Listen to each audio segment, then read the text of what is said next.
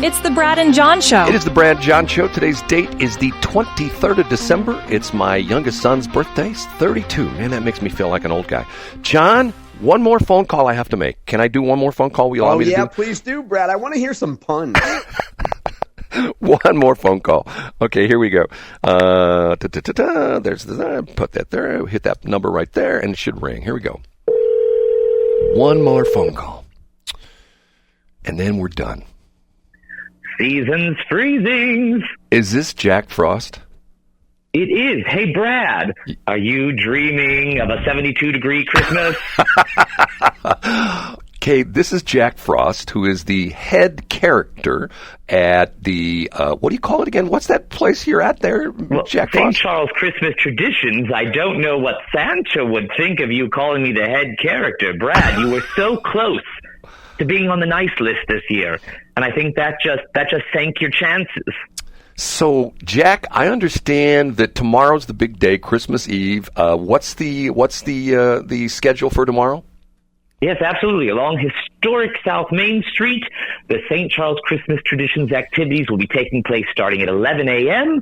and then going till 2 p.m. with the famous Santa send-off taking place at 1:30 at the iconic gazebo in the middle of Main Street. And then I understand, because of the fact that it's supposed to be warm tomorrow and even warmer on Christmas Day, that you are high-tailing it out of town in a hurry tomorrow after you're done. Is that true?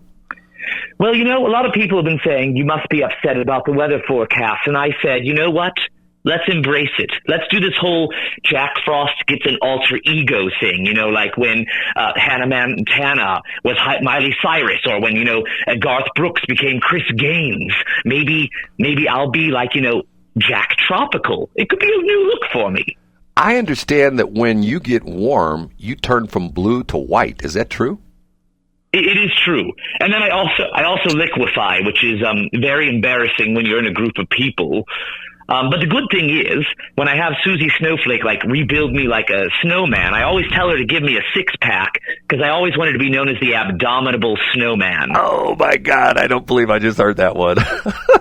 It's true. People see me in the gym and they're like, is that Jack Frost or is that Jacked Frost? Am I right? Jack Frost. Well, Jack, it's been a fun time having you on the air this year. I was enjoying my conversations with you. Christmas traditions this past weekend, how did it go? You had great weather, or maybe not so great weather as far as you're concerned, right? Well, not so great for me, but it was going like gangbusters. It was so great to see so many people. And hey, for those of you who are listening to your show who haven't done their Christmas shopping yet, tomorrow's a great time. Come to Main Street with all those boutiques and all the fun. And once again, time for tomorrow? 11 a.m. to 2 p.m. Jack, it has been a pleasure. I wish you well, and I'm just going to say one thing. Get the hell out of town, okay? Go backward. All right, but don't worry. Just like Frosty the Snowman, I'll be back again someday. Sort of like a bad penny, right? Oh, well, we don't even have pennies anymore. That's right. Maybe you won't be back someday because you're just like a penny, right? Oh, no. Well, I better get out of here then. But season's freezings to you, Brad. Always, always a pleasure. Thanks, Jack. Have a good one. Bye. Bye. Jack Frost. That guy is so good. He's terrific, Brad. It's kind of sad to see him go, which is what we'll say standing over your casket next week after gallbladder surgery. John, let's talk about that, okay? Let's have a moment. Let's do it. This is unscripted. John, what's interesting is when I call you in the morning, when we get everything set up to go on the air, you and I usually have about a 10-second conversation. Yeah, that's about right. We never talk about what we're going to talk about, do we? We just essentially... Correct. We call it in the ring, to use a pro wrestling term. Right. We just go and do the show. Okay. Not to say things that have been said privately, but you had mentioned once upon a time that our thing may be coming to an end. And I will tell you right up front, this is going to be the last show for this year because I need to take some time off. I won't be here tomorrow, and I won't be here for next week because I've got to have some surgery done, and that's going to put me out of commission for a while. So here's my question for you. Come January 5th, are you still going to be here? Yeah, I plan on being here. And let's also, I don't know if we need to appeal to fans here, Brad, but I think that if we're going to make this show work, I think we could hear from folks if they enjoy listening to the show, if they want us to be back on the air. I plan on being on the air on January 5th, Brad. I think we can make this work. But who's going to be on the air with you, John? I don't know, Brad. Are you gonna be able to make it through surgery? And how will you feel? Jokes aside, and I deal, as a wonderful woman in my life has pointed out to me, I deal with tension by going immediately to humor. How do you feel about coming back in January and doing the show every month? John, I'll be honest with you. This is the high part of my day. It really is. I mean, Yeah. I mean, for a long time, I was on the air. I started out as a DJ years ago, and I did talk shows, and I did traffic reporting, and then there was a period of time when I didn't do much on the air. As a matter of fact, when I originally bought KSLQ back in 1997, the station we're on right now, I essentially told the staff when I took over the staff from previous owner Ken Kenzie, I said, I'm not going to be on the air anymore. I'm tired. I don't want to do it anymore. I've done it for that point in time. I've done it for like 25 years. Hey, I want somebody else to do on-the-air stuff.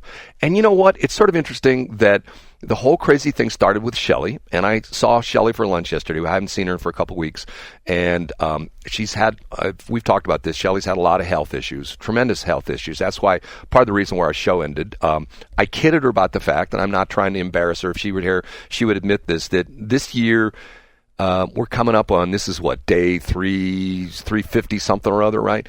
She's probably spent at least 120 or 130 days of those in the hospital, and that's not good. And, she's had a lot of issues, and, it's one of those things where she bugged the crap out of me for about 2 or 3 years. We need to do a show together. You call it the BS show, the Brad and Shelley show, the Brad and Shelley show. I told her, I said, I'm not going on the air anymore. I don't want to do that anymore.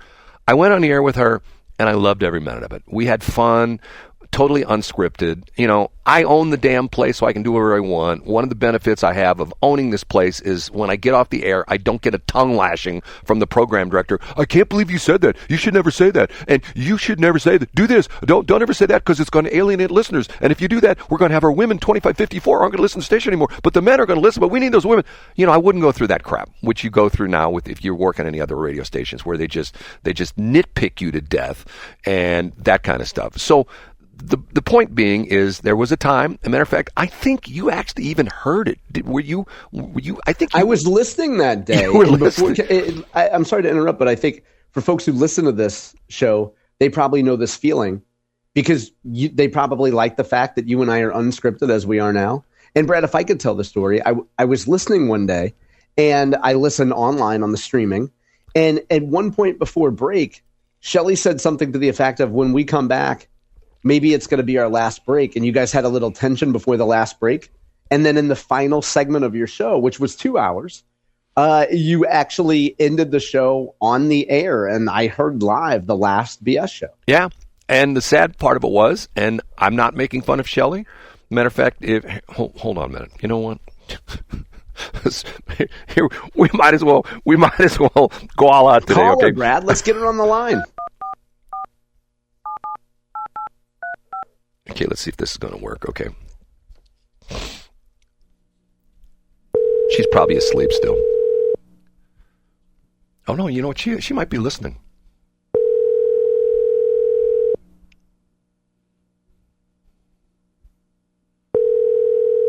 She texted me earlier. I know she's up. She might have gone back to bed. Yeah, she's not going to answer. Okay. Your call has been forwarded to an automatic... Yeah, I'm not going to do that. Okay. Shelley had some, near the end of the show, Shelley was starting to have some issues.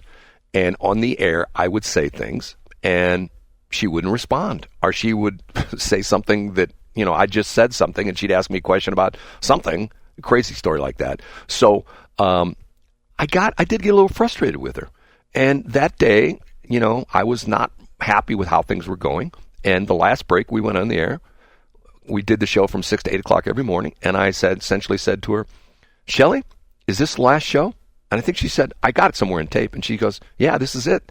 And that was it. And that was the end of the show. Yeah, it was, Brad. I remember being quite sad about it. And I believe I had met you guys in person before, and I even texted, not to make the story about me, but I texted you, and I was like, are you guys serious about this? Like, did I just hear what I think I heard? That was it. And what was interesting was I resumed being able to sleep a little bit late. Because, at that point in time, I had to be up by like 5:15 to make my own show by 6. And John and I talked about doing a show together. And at first I'm going like, I don't know. And it's to the point where obviously it's a totally different show than I did with Shelley, but I enjoy the hell out of you, John. I really do. I mean, well, thank you, Brad. And I feel the same way. So let's get back to, how do you feel about coming back after the first of the year and continuing to go through the grind of, I mean, you know how I am, and I don't talk about the stuff on the air, but I'm up naturally early anyway doing my website stuff. How do you feel about continuing to do it? And that's the first part of the question. And the second part is, how does your surgery play into, and how does your health play into that decision? You know, I don't know, John. And the interesting part of this is that I don't want to make this melodramatic or anything like that. But the reason I've had issues with this whole crazy surgery I'm having is the fact that I've had this previous surgery. I mean, when I was 13 years old, a long time ago, and a major, abdominal surgery, and everything now, I shouldn't say everything, a lot of things are done laparoscopically. I've been to 3 different surgeons, and all 3 surgeons have, John will laugh. I drop my drawers and I go, okay, take a look. And they look and they go, oh. And what's interesting about this is... And then after that, you tell them to actually look at where your gallbladder is, because they were looking at something else, right? Right. They're going, let me get my microscope. Okay. Go ahead, Brad. I'm sorry. Okay. So the crazy part of this is that through the years, even in my lifetime, medical things have changed. And back in the day, they would just literally, they told me the operation I had was essentially, it was some Latin name. And I go, what does that mean? Oh, it's exploratory surgery. Because I was a kid, I was 13, and I had these terrible abdominal pains from time to time. And I've been in the hospital a couple of times. And finally the doctor just said, we'll just open you up and look at you. But what they did was, when they opened me up, they stretched my gut. And to the point when they sewed me up, I have a very wide scar that's literally about an inch wide. And that causes problems for the laparoscopic. And matter of fact, a couple of my nurse friends have told me that it's not necessarily the external scar. It's what they call it. It's called adhesion or something on the inside or stuff like that. So I don't know, John. It could go very easily and I could be, in good shape in a day or so. Or it could go bad and I'd be in the hospital for 3, 4, 5 days. Don't know. But before the end of the year, that will happen. So I'm glad to hear. And off the air, let's communicate about when that is, because I would like to know when it was. Okay. I don't have a right to know due to HIPAA, but I would love to know when you're actually going through the process. Right? Okay, I appreciate that. So, John, I'm glad to hear you'll be with me for 2026. I will be, Brad. Now, and I would suggest that folks. I'm not gonna appeal to folks for them to weigh in on this thing, but I do know that one of the tenets of this show is that we don't come on the show and talk about how great our traffic is and how great our downloads are. And you know how protective I am of not saying, hey, elected official X reached out to me or staffer X reached out to me, because I try to protect people's anonymity.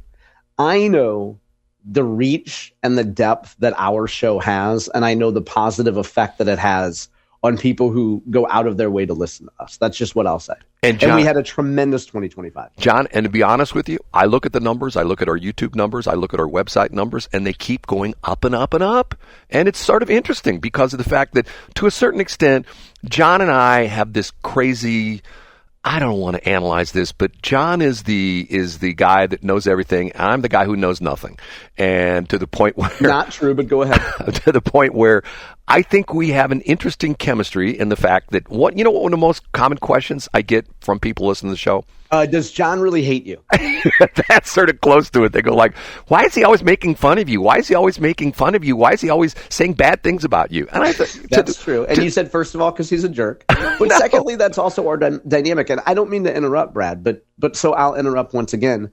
But a large part of our tension comes from the fact that me doing my website single-handedly for a quarter century, I am used to having complete control over everything, and every letter and every word can be perfect. You were used to being the head man in charge, and you have your own way of doing things, which is, let's do some fun stuff, let's do some great stuff, and on to the next thing.